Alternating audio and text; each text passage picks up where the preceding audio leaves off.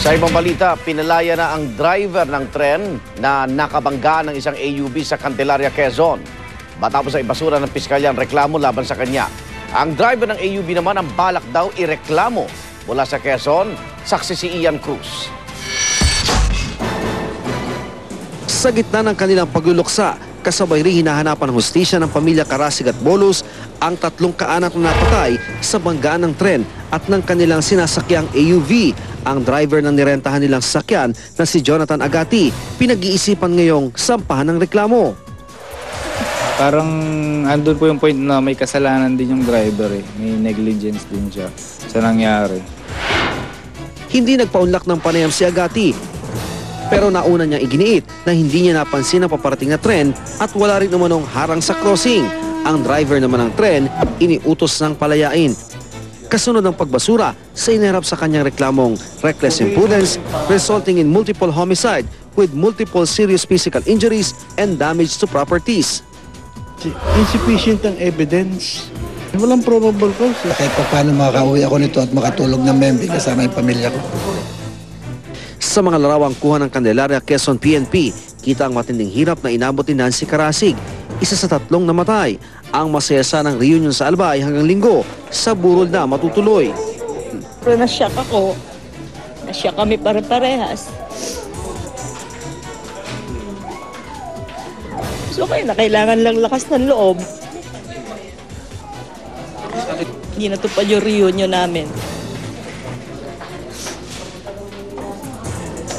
Ngayon lang sana mangyayari yun. Ngayon lang. Pero hindi na natupad. Gumaganda naman daw ang lagay ng 9 na sugatan, pero meron pang ilang kailangan sumailalim sa mga pagsusuri. Sana naman kahit paano yung bang tumulong naman sila. Nangako na ng tulong ang munisipyo ng Candelaria at pamunuan ng PNR sa mga biktima at ang mga kulang ng pasilidad aayusin na rin daw. Ang gagawin namin, enhance pa namin yung aming warning signs dyan.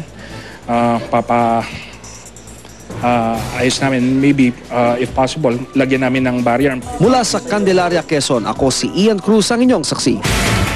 Samantala, sinampahan ng kasong child abuse ng St. Teresa's College sa lungsod ng Cebu ang mga magulang ng 2 estudyanteng naglagay ng kontrobersyal na mga litrato sa Facebook. Ayon sa eskwelahan, nagpabaya raw ang mga magulang kaya hindi nagabayan ng tama ang kanilang mga anak. Narito po ang report. Naging malaking issue noon nang hindi payagan ng St. Teresa's College Cebu City na makasama sa graduation ceremony ang 5 estudyante dahil sa mga lumabas na kontrobersyal na litrato nila sa Facebook. Ngayon, umaksyon ang eskwelahan laban sa mga magulang ng 2 sa mga estudyante. Sinampahan sila ng STC ng kasong child abuse dahil umano sa kanilang kapabayaang gawin ng kanilang tungkulin na gabayan ang kanilang mga anak. Sabi ng eskwelahan, nakita sa Facebook ang litrato ng mga menor de edad na estudyanteng umiinom ng alak sa isang bar. Ang isa, naninigarilyo at ang isa rin nakita ang kanyang underwear. Kinonsinti pa raw ng mga magulang ang kanilang mga anak sa pagkakaroon ng immoral na buhay. At nang subukan daw ito itama umano na eskwelahan, sinampahan pa sila ng kaso ng mga magulang. It's a very difficult decision that the school officials had arrived at. What we would have wanted is a partnership between school and parents for the school to do its duty under the Constitution to shape the minds of these minors so they become persons of character. And for the parents to do as well their parental responsibility of supervising their children. Pero sagot ng mga inireklamong magulang, inalagaan, ginabayan at pinalaki raw nila ng maayos ang kanilang mga anak. Ito puro na nga sila dahil mas kamao na noon amo pagpadako sa mga anak. Ha? Kung magaya nga kami ginika na sayop namin pagpadako sa mga anak, ila lang lagi papaso ang mga anak. Sayop, kami may sayop, dili man sayop sa mga anak ka.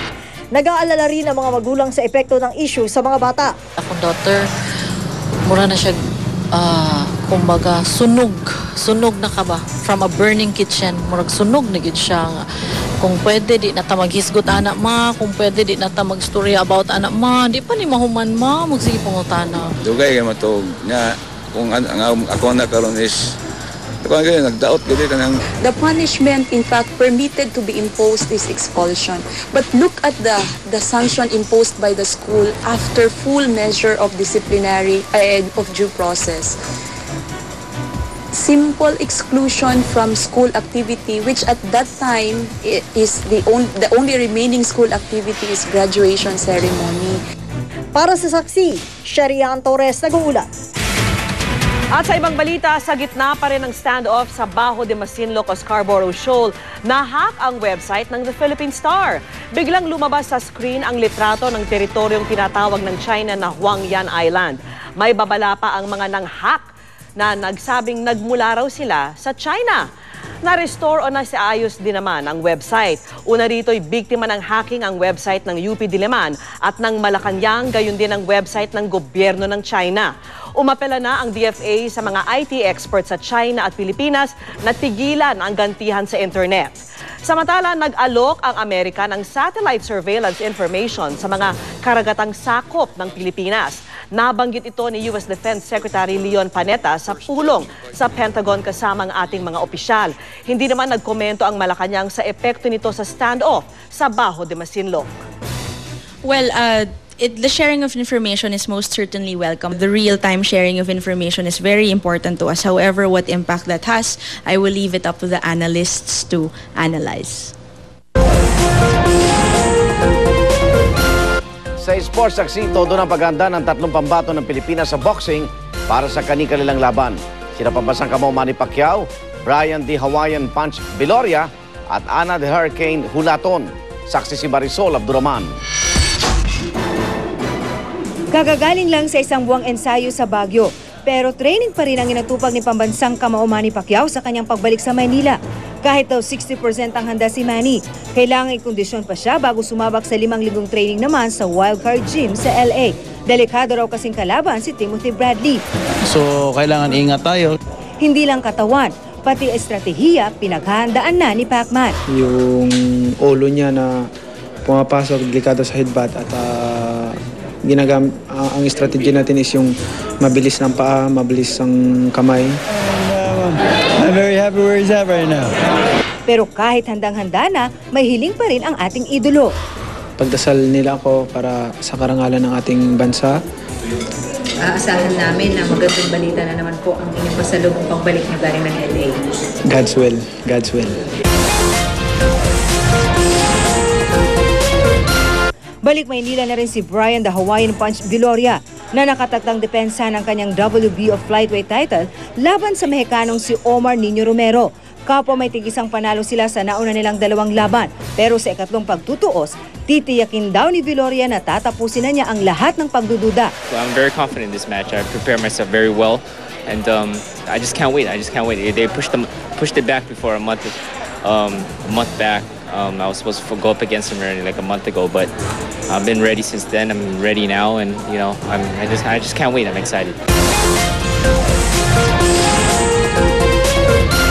Sa Mexico naman, pasok na sa weigh-in si Ana the Hurricane Hulaton sa timbang na 126.2 pounds. Ang kanyang katunggali namang si Yolanda Segura, sobra pa ang 129.9 pounds na timbang para matuloy ang laban. Pagmumultahin daw ang kampo ni Segura o kaya babawasan ang kanyang kita. Well, I'm very disappointed that the girl didn't make weight. We lived up to our obligation. They didn't live up to theirs. So it makes the fight that much more dangerous. Sa kabila nito, kumpiyansa pa rin daw si Hulaton na madedepensahan niya ang WBO Female Super Bantamweight title. I feel very confident. We had some tough opposition in the sparring. We trained really hard. I feel like I'm moving fast, I'm moving smooth, and I feel like I worked a lot on my boxing skills. So, you know, I'm excited. I'm ready to go. Ang mga labang Viloria versus Romero at Hulaton versus Segura mapapanood dito sa GMA7. Ako si Marisol Abduraman, ang inyong saksi. Saksihan mamaya. Iniinalang Shabu Laboratory sa Malabon. Sinalakay ng PIDEA.